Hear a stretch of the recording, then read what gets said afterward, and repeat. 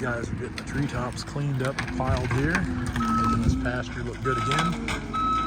But, anytime you have some logging done, there's going to be some little bit of residual damage. But the key is just to try to do as little as possible and try to make it look good instead of leaving treetops scattered all across this pasture here. We went through and made some brush piles, try to keep it clean. Mike's out there. He's going to try to get that top worked up for Kevin. Kevin's doing a good job of getting these cleaned up. We'll probably go ahead and clean up some of that old dead stuff that's there, old blow down trees for the landowner, just because we're here. It'll make it look good. Once they get these done, I think they've got a few more up top here behind the skidder, which we're doing some work to the 548 right now. We've had a couple hydraulic leaks, what we're addressing. Benny's up there working on it. And then I've been down in the river bottom cutting timber, which we'll take a look at that here in just a bit. So what we think the problem is here, we found a line that was leaking. Benny took it off, a couple O-rings on it they didn't look that bad until you really zoomed in and took a look at them. But I know I've got it tight.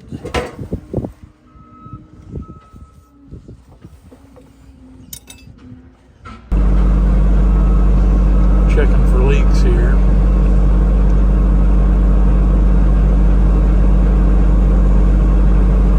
Tell what the outcome is going to be.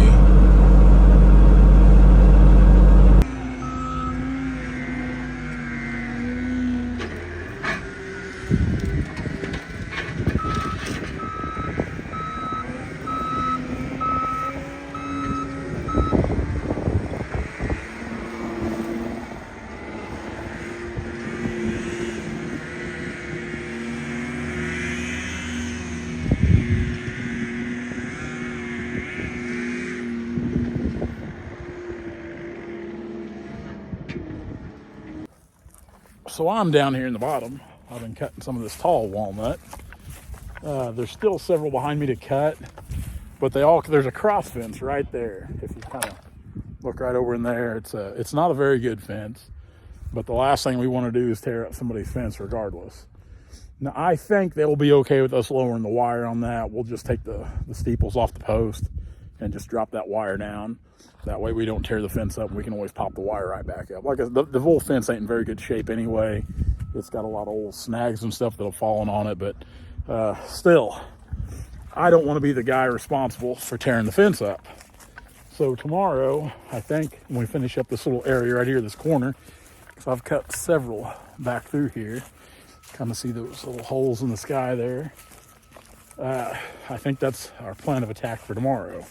Now, I'm walking over here to find some more trees in a wayward distance because Mikey, I told him to go over here to the creek and kind of look and see if there was a place he thought we could cross on foot to see what was on the other side.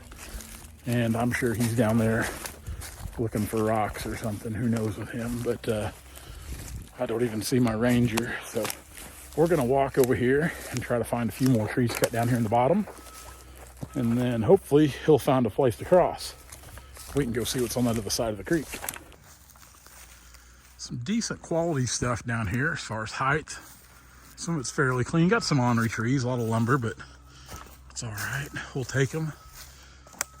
Yeah, I got one hung up there. I hung up in that little maple. Other than that, about everything's fell for the most part. Again, we've got a few along this old fence line, which there was a fence here at one time and it's completely down. But there's a big one right here in front of us. A couple more over here, just several on up through that little ditch there by that fence. But again, we want to drop that wire before we try to cut them. It's coming down to the end of the day. It's just before 5 o'clock. Just taking a little breather from cutting here. I got just about enough gas to maybe cut one more after I top this one here. Pretty good tree. Kind of a little low bottom here, a lot of good trees. So I'm always super excited anytime I get to work a new creek or a river, a bigger creek, should I say, like this one here. I guess this is Coal Camp Creek. It's a lot of water flowing down it, which that's a little gravel bar island there. The creek's a little bigger up above, splits it. Kind of comes back together down there as you see. Some of these treetops are hanging over the bank here. So what we'll do tomorrow, we get the skidder. We'll just, I haven't topped them. We'll just drag the tree top and everything back up here, and we'll cut the log off of them. That way there ain't no tops. Excuse me, that was bad English. That way there isn't any tops out in the creek. Kind of make that nice in case anybody comes through here canoeing, floating. That way they don't have to try to weave through our mayhem here. I try to leave things as neat as possible. Anyway, this is a good little grove of walnut down here along this creek. It's pretty thick. That's just about all it grows out through here. A lot of good young residual trees growing. Of course, you can see my saw is sitting on that one there. So some of these, just like this one here, dandy trees. I think I see 3 or 4 more busters out through there. Try to get this little group finished up tomorrow if all goes right. Stuff you got to watch for with the skidder there, old beaver stobs.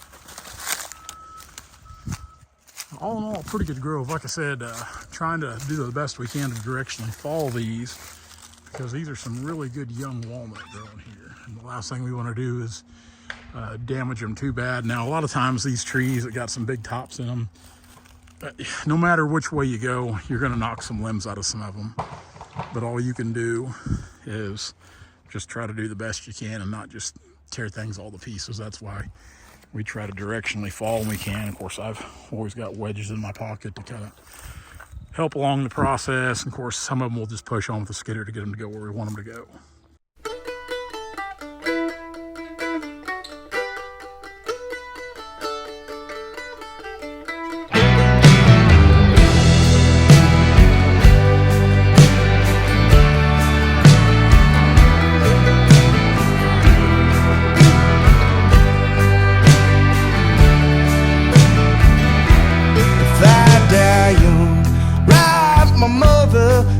That I love her, but my soul's gone home. And take my vessel to Anderson County. Drive real slow and take the long way home.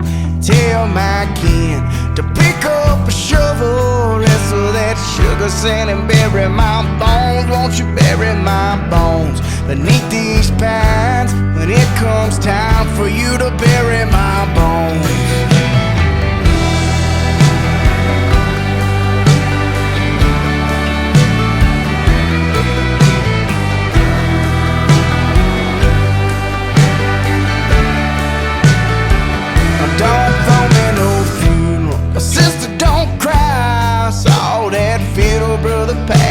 Shine deep down in the hollow.